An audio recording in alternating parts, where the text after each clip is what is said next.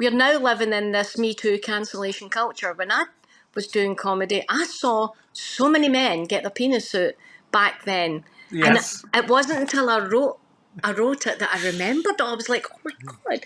I mean, honestly, back then, in the 90s, we're talking mid-90s, you were around and you never got your cock out, so it wasn't well, you. I did in a play, but I think that's Different. different. Yeah. But in stand-up, I used to watch men who were dying on stage just get their cock out, and I used to think, if a woman got up and just flashed her fanny, she wouldn't get a gig again. You wouldn't get work again. You know, it's this thing where men could have wandered on stage really drunk with their penis hanging out, abusing the audience, and people would go, genius.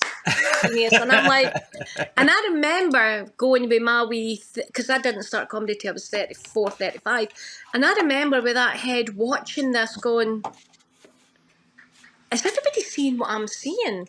Yeah. Because I don't think this is genius. I know that if I didn't get the audience in the first 10 seconds, my night is doomed. I can't pull out my cock and walk about with a bit of wood. And that was an interesting thing to see in comedy, was how this gladiatorial man thing that happened, and that doesn't happen anymore, because now people are, put your cock away and tell jokes, you absolute fanny. So there was that.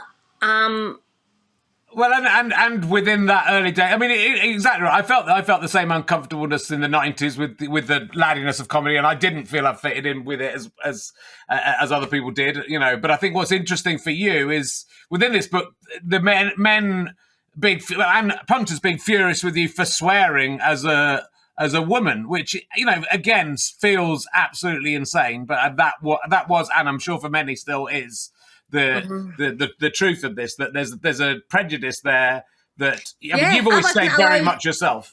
I wasn't allowed to say fuck, but a man could get his cock out and walk about with his balls flapping about. That's fine. And also the hypocrisy of comedy promoters. I remember one specific comedy promoter told me backstage, we were doing a gig for a cancer event, and she said, you don't swear, don't say the C word, don't say anything bad, you. She's got to tell everybody else, because she was that busy focused on me. And everybody went out and they were all fucking really rude, and there was kids in the audience, and I was the only one that didn't swear or do anything bad. So she got into trouble, and I was the golden child.